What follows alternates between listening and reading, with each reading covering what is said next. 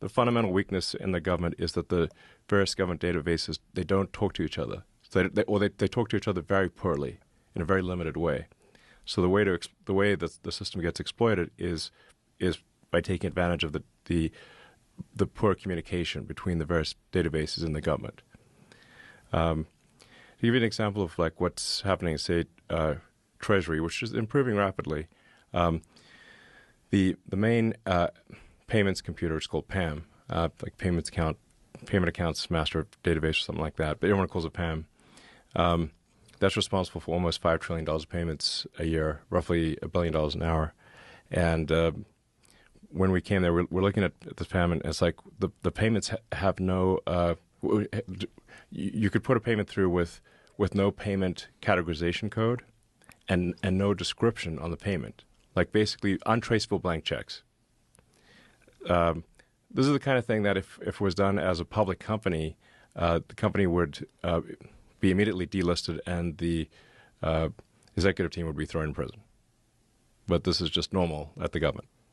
So we said, okay, our recommendation to the Treasury and the Federal Reserve is like, we need to make the payment categorization codes mandatory, not optional, and there needs to be an explanation. We're not judging the quality of the explanation, but there should be some explanation for what this payment is for above nothing. That's a radical change to the system that is being implemented now.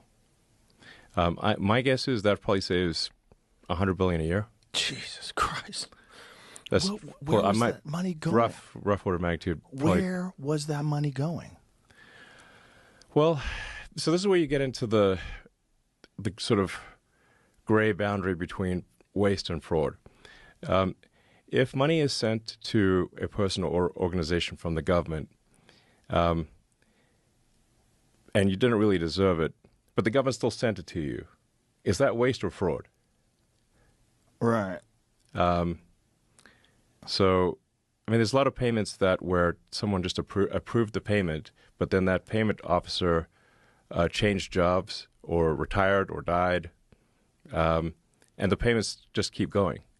You know, it's like if you forget to pay your gym membership or something like that. Right. Now, imagine it's not the gym membership. You said your gym membership's $20 billion a year or something, you know. But they forgot to turn it off. That's happening at scale in the government. Jesus It's totally Christ, nuts, is what I'm saying. So insane. Yes, it's totally insane. So what did you expect when you went in? Did you expect it would be like this? I thought it would be bad, but I did not think it would be as bad as this. I mean, look, the good news is that it's a target-rich environment for saving money. It's not like if it was a very well-run ship, if it was very efficient, it would be hard to improve. But it's not efficient, so therefore it is actually relatively easy to improve. Let's just say it's not rocket science. You know, I know rocket science.